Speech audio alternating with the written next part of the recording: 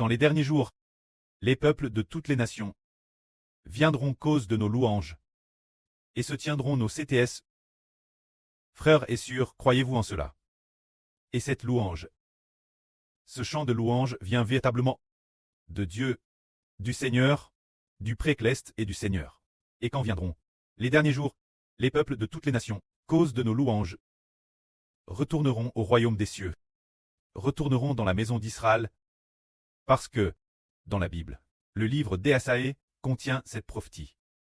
Dans le livre d'Ésaïe, au chapitre 2, il y a ce passage.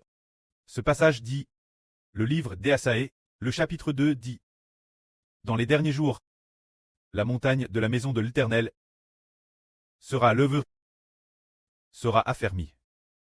Au-dessus des montagnes, elle sera levée, au-dessus des collines, et toutes les nations y afflueront. Se dirigeront vers cette montagne. Alors, il est dit ici, la montagne de la maison de l'Éternel. La montagne ici signifie le royaume de Dieu. Alors, pourquoi dit-on que c'est la montagne du temple? Le temple signifie la louange. Se dire, le royaume de louange de l'Éternel, c'est ce que cela signifie. Cela signifie que, dans les derniers jours, le royaume de louange de l'Éternel sera levé au-dessus de toutes les nations. Sera affermi au-dessus de toutes les nations. Sera levé au-dessus de tous les peuples. Les gens de toutes les nations et de tous les peuples afflueront et retourneront au royaume de Dieu. C'est ce que cela signifie. Alors, la première phrase dit, la montagne de la maison de l'Éternel, la montagne du temple, signifie le royaume de louange. Alors ce royaume, pour quelle raison est-il établi? Comme il est dit ici, les derniers jours, dans les derniers jours, la montagne de la maison de l'Éternel sera établie au-dessus des montagnes. Ce royaume est établi par la louange. Parce que ce royaume, c'est l'Israël spirituel. L'Israël spirituel que le frère Hébert et les frères et sœurs ont établi. Par quoi est-il affermi? Très affermi. Il est solide, établi. Ce royaume, et il est au-dessus des montagnes, ce qui signifie au-dessus de toutes les nations. Lève au-dessus des collines, ce qui signifie au-dessus de tous les peuples. Pour quelle raison? Le royaume établi par le frère Hébert a-t-il affermi au-dessus de toutes les nations, et a-t-il te lève au-dessus de tous les peuples?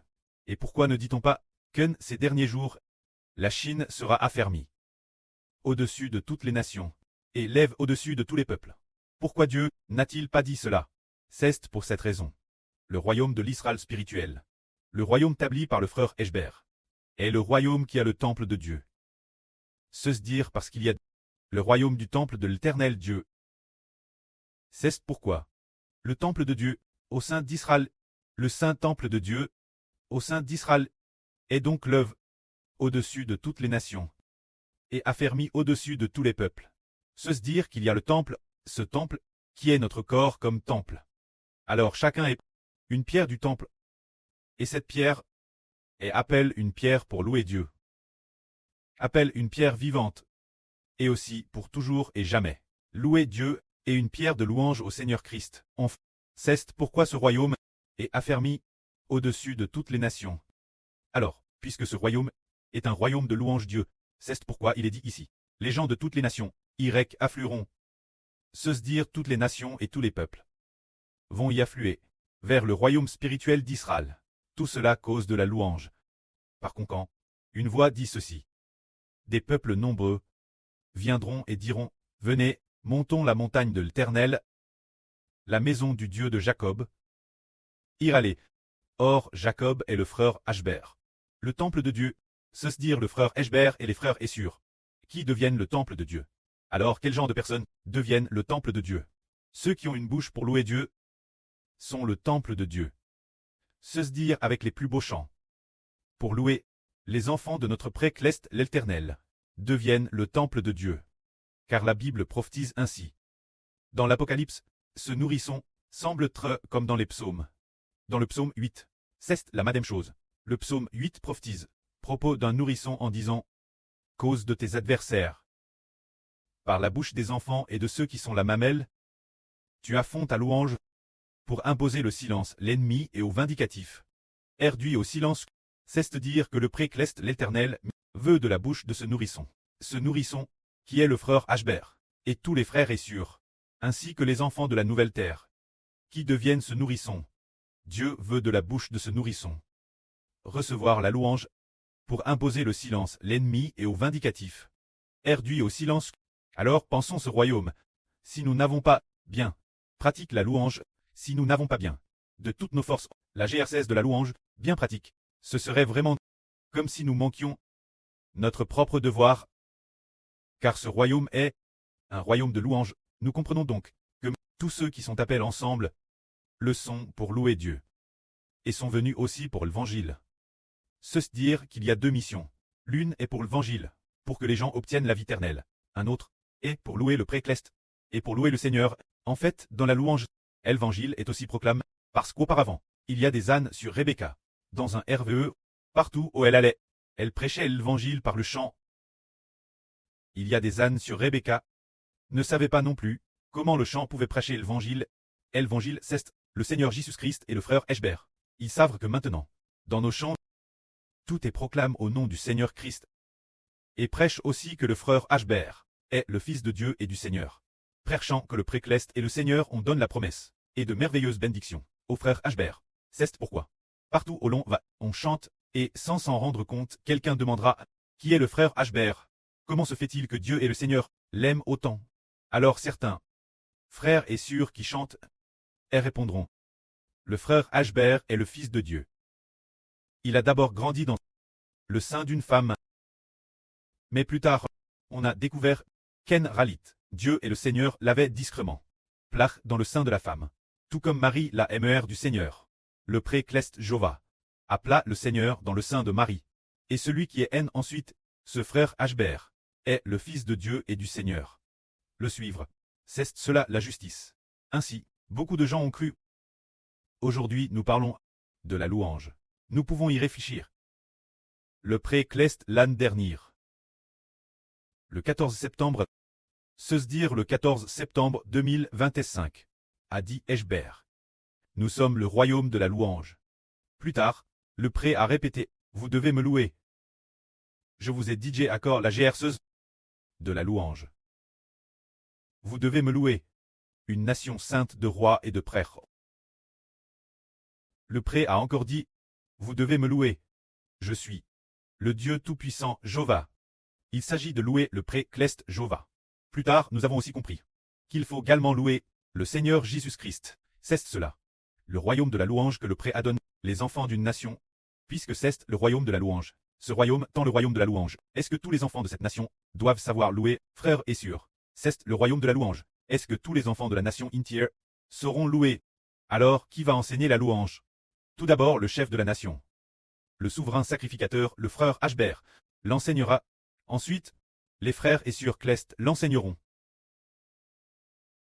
Ainsi, nous, un groupe de précieux frères et sœurs, ne devrions-nous pas bien pratiquer la louange? Les gens de toute la nation doivent passer par nous pour apprendre à louer. Alors, si nous chantons faux, par exemple, si un frère, lors de la louange, chante sur le ton de la promesse, et chante faux, ou chante sur le ton de la louange, et chante faux aussi. Alors, ceux qu'il conduit, ce groupe de frères et sœurs, chantera entièrement faux. Car ce royaume est un royaume de louange, ce qui exige que chacun dans le royaume sache louer le précleste Jova et se conforme entièrement aux enseignements du grand prêtre pour louer, selon le grand prêtre, et les enseignements des enfants clest, pour louer le précleste et le Seigneur. C'est pourquoi c'est merveilleux, n'est-ce pas? Pensons l'avenir, dans le nouvel univers et la nouvelle terre, les enfants d'un royaume d'une Madame Voix, pour louer le précleste, comme ce sera grandiose. Les enfants d'un royaume, sur la mer de verre, avec les harpes de Dieu, tenant les harpes de Dieu, d'une seule et Madame Voix, pour louer le précleste et le Seigneur. Quelle gloire ce sera! Le précleste et le Seigneur, combien ils nous aimeront.